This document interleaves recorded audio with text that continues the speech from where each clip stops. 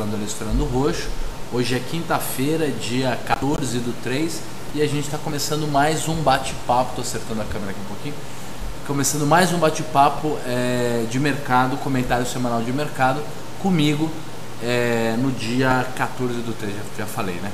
Tá bom, gente?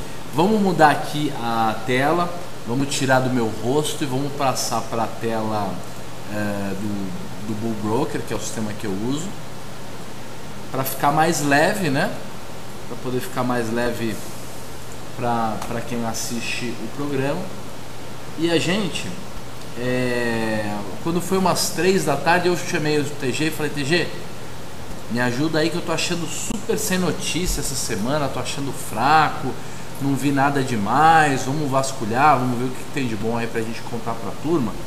No final, quando você vasculha, você acha, né? Fiz as anotações de várias páginas aqui de comentário, mas o fato é o seguinte: a gente não tem muita coisa para falar. Não saiu nenhum grande número novo, não saiu nenhum dado importante. A gente tem um pouco mais do mesmo, então vamos reforçar aí aqueles alinhamentos que a gente já tinha, aquelas tendências que a gente já tinha percebido. Então vamos começar pelo Brasil. A gente tem notícias no Brasil, tanto macroeconômicas quanto notícias de empresas, né? Eventos corporativos de empresa. Então vou começar com os eventos corporativos de empresa. Semana inteira notícias boas e ruins e uma enorme volatilidade nas empresas do AIC, né? Então a gente tem, eu acho que mais uma vez, o AIC e as suas empresas aí, OGX principalmente, como personagem importante da semana. Uma semana atrás ele tinha fechado um acordo ou tinha definido o fechamento de um acordo com o BTG Pactual. Isso fez os papéis da OGX subirem para mais de 13,40, 13,50 quase. E agora caiu tudo de novo, está abaixo de 13,30, já tem conversa que ele está fechando o negócio para vender os hotéis dele para Caixa Econômica. Então, de fato, quem diria, o AIC está com aperto financeiro. Depois, resultado da Gol pior ainda, né? Eu acho que quem conhece as minhas opiniões sobre o setor de aviação sabe, né? Segundo Warren Buffett, tem 2 tipos de empresa de aviação: as que já quebraram e as que ainda não quebraram, mas que vão quebrar. Tô brincando, tem coisa bem administrada aqui, tipo TAM, por exemplo, mas a Gol é horrível. Resultado de JBL veio abaixo da expectativa, e acho que uma coisa engraçada com relação a como a gente lê notícias, né? As últimas semanas eu venho falando sobre qual é a expectativa, depois o que acontece quando a notícia sai, tudo isso sobre como a gente avalia eventos econômicos e eventos de empresa. Vejam que a JBS aumentou o lucro dela em 100%, eu não sei exatamente quanto foi, mas mais do que dobrou o lucro. E é isso que veio estampado na maioria dos noticiários, né? JBS tem lucro maior do que no período anterior e aumentou o seu lucro e tal. Mas o fato é que uma porcaria de um lucro de 60 milhões, essa que é a realidade, e veio abaixo da expectativa. Então a notícia é ruim, né? Depois a gente tem uma outra notícia, o Copom e o BC reforçando que pode haver um aumento na taxa de juros. Essa notícia vem junto com um aumento na estimativa da inflação e dos juros, né? Principalmente dos juros, que é do que a gente está falando, pelo Boletim Focus. Já expliquei para vocês o que é o Boletim Focus, nada mais é do que alguns estagiários do Banco Central saem ligando para as instituições financeiras e anotando quais são as estimativas, as previsões de PIB, inflação e taxa de juros para os próximos meses e anos. Não é exatamente assim o sistema, é um sistema mais automatizado, mas é mais ou menos isso. Então, a média dos analistas econômicos aumentou a estimativa dos juros de 7,25 para 8,25 de fechamento de ano. Então, juros para fechar o ano em 8%. Essa foi o aumento da expectativa. A curva de DI lá na BMF já havia subido, né? Então nada demais. Notícias boas sobre a Natura, aberturas de loja e tal, achei que foi bom. Saiu o IDH. O IDH é sempre muito engraçado para quem conhece de fato o Brasil e não cai nessas pegadinhas de que agora o Brasil vai. O IDH é o Índice de Desenvolvimento Humano. É uma espécie de PIB de riqueza, mas que entra também mortalidade, educação, alguns outros aspectos que tenham mais a ver com o desenvolvimento humano. E o Brasil está em 85º, é o número 85 do mundo em Índice de Desenvolvimento Humano. Significa que a gente está abaixo de países horríveis, né? 85 é muito ruim. E mais engraçado que isso é a notícia de que o Brasil, que o governo contestou, né? Esse indicador. É bem engraçado. Depois tem uma notícia de que o Banco Central vê resiliência na inflação e que o Copom piora a estimativa da inflação tanto para 2013 quanto para 2014. Isso é uma notícia do comecinho da semana a mais, mas de qualquer maneira, o que significa isso? É aquilo que a gente vem falando nas últimas semanas. O Brasil é diferente do resto do mundo porque o Brasil tem memória inflacionária. O Brasil, ele tem a inflação aqui é uma inflação inercial, esse é o termo. Significa que todos os contratos no Brasil eles já são corrigidos pela inflação. Então, se a inflação der 4 no ano, a não ser que a gente tenha uma deflação de fato, é no mínimo 4 ou mais, porque vai havendo essa bola de neve. Então houve um aumento na expectativa de inflação de 2013 e 2014, tanto no relatório do Copom quanto no Boletim Focus. Só que, como a gente já havia imaginado, também já havia falado, a inflação para março está bem melhor, tá? A inflação da primeira 4 semanas de março foi apenas 0,06, então praticamente não teve inflação. Se a gente não tiver aumento de alimentos agora em março, provavelmente a gente vai acabar tendo uma deflação no mês, mas isso já era esperado. Depois a gente tem inadimplência diminuindo, então a situação dos bancos é bem melhor. Balanço da Caixa foi surpreendentemente bom. Há sempre, quando é um balanço de instituição financeira, há sempre uma preocupação com o risco futuro, inclusive inadimplência em tudo, mas a inadimplência no Brasil, pelo menos nos últimos 5 meses, vem diminuindo. Hoje na Bolsa o setor imobiliário desabou, e eu acho que para terminar de falar de Brasil,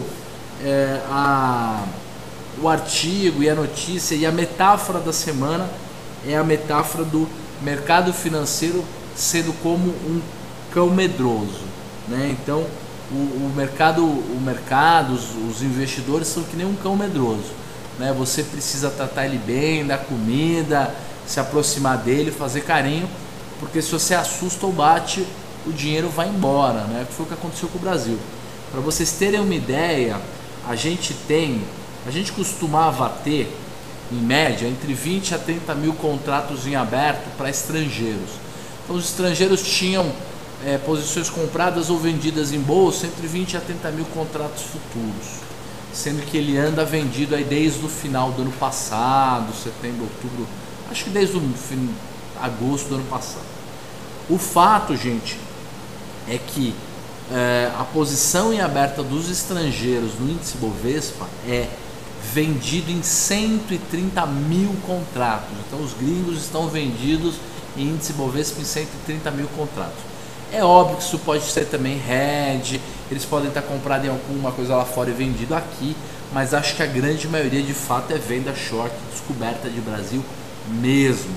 Eu acho que tudo isso tem a ver com essa metáfora do cão medroso. Depois a gente tem notícias nos Estados Unidos, são super poucas as notícias. Eu não sei se eu não foquei em Estados Unidos, porque hoje eu tive que realmente cavucar a notícia. Deixa eu ver se tem alguma pergunta antes disso. Tem sim, do Ibrahim. O Ibrahim diz assim: o que será que vão socar depois da OGX? Chegou nos 1,90, né? Perguntou aqui. No ano passado foi os de Minas que chegou a não ter mais ação para alugar. Olha, não sabemos, né? Vai depender aí dos ventos futuros, mas o fato é que enquanto o pessoal tá short, tem que achar alguma coisa para ficar vendido, e infelizmente a OGX de fato tá numa situação muito delicada. Por mais que as perspectivas sejam razoáveis, a situação financeira dela é péssima. O que mais? Estados Unidos. Então, como eu tive que cavucar a notícia hoje, não vi tanta coisa nos Estados Unidos. Essa semana o Dow bateu máxima de novo, histórica, 14.200 e poucos pontos. É uma pancada, é muito bom para quem é americano, né, ou para quem trabalha lá. Depois, o mercado de trabalho lá deu uma pequena piorada aí no último relatório. Essa notícia é de hoje. E acho que a terceira notícia é que as ações da BlackBerry dispararam, explodiram lá nos Estados Unidos. E alguém pode falar: poxa, BlackBerry, uma porcaria de um celular, quase 5, 6 anos atrás tinha 70% do mercado de smartphone, agora tem 3 ou 4.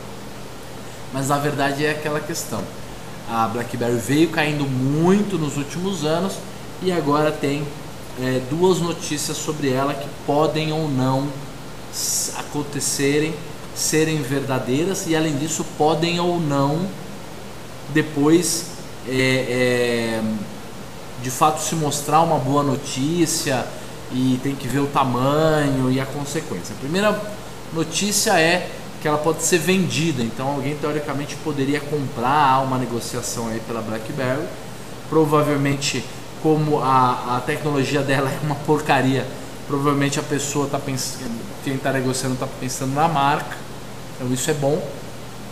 E o segundo motivo para ela disparar é que a AT&T, a partir aí do mês de março, do fim de março, começo de abril, começa a vender o aparelho novo da BlackBerry, que é o BB Z10, uma coisa assim, é o número 10, eu não sei exatamente qual é a letra que vem antes. Depois disso, gente, nós temos notícias da Ásia e do euro. Vamos falar primeiro do euro, depois a gente fala da Ásia. Primeiro credores dizem que a Grécia faz avanço em reformas. Então, os credores estão relativamente um pouco mais otimistas com relação à Grécia. Apesar que, se eu fosse um credor da Grécia e alguém me perguntasse, é lógico que eu ia falar bem da Grécia, eu não ia falar mal dela. Ela deve dinheiro para mim, se ela quebrar eu me daria mal. Mas isso é uma pesquisa e tal, então de fato há uma melhora na perspectiva da Grécia por conta das reformas, né? Então isso é bom. Depois, a Espanha espera uma retração do PIB no primeiro trimestre, então continua se esperando retração na Espanha.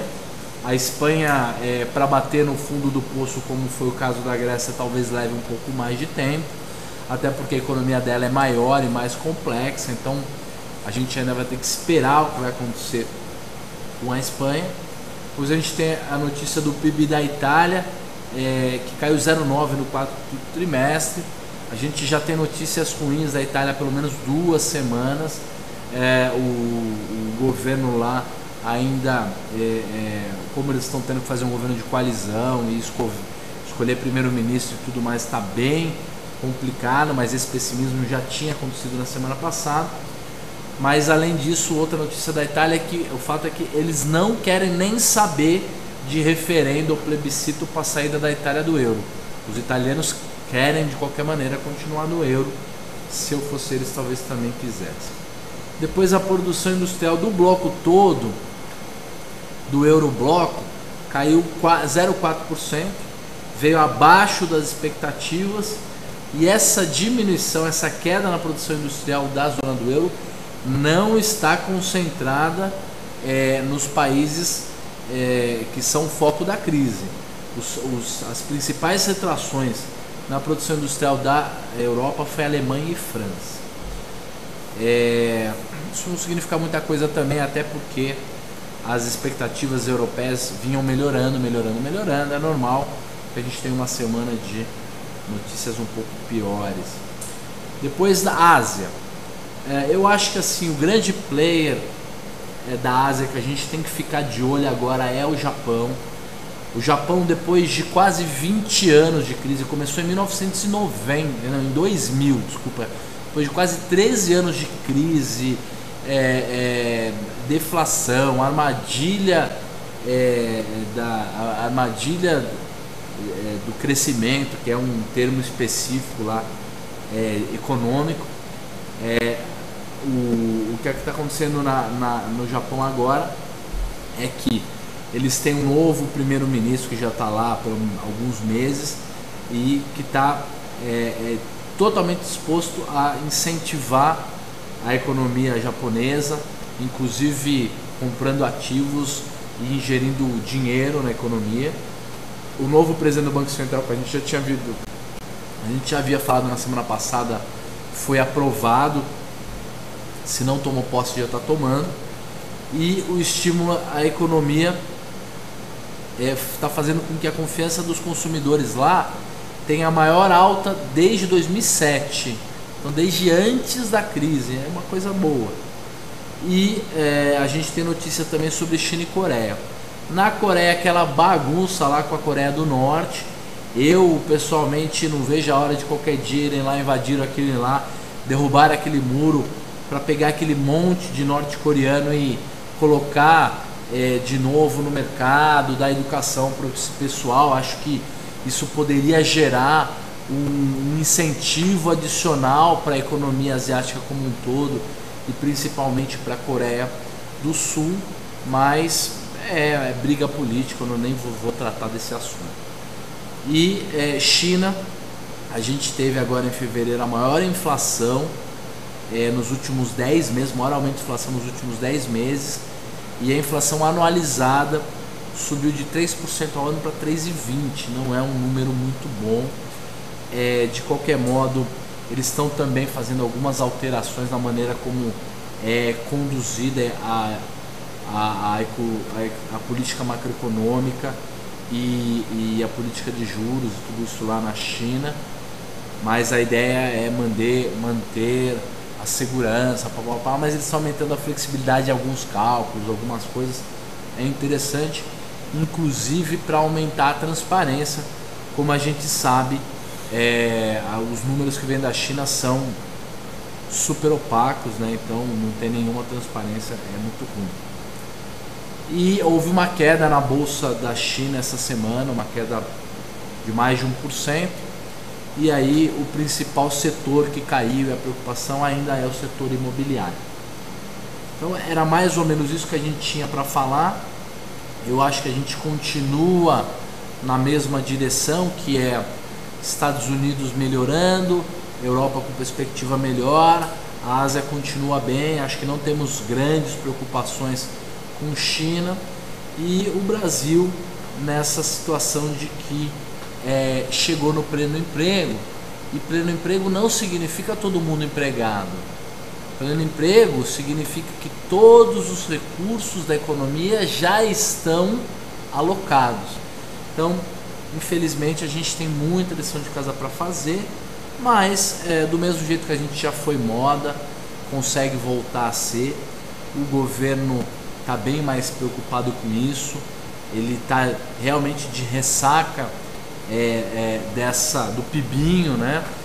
E os partidos de oposição fazendo um super coro aí. O Fernando Henrique voltou para a briga, né? Provavelmente ele vai rivalizar com o Lula na campanha, e a campanha para 2014 já começou, né? Essa discussão já foi antecipada. Então, a partir do meio do ano, do meio para o fim do ano, já vão começar a ver estimativa, pesquisa, e isso vai aumentar a volatilidade.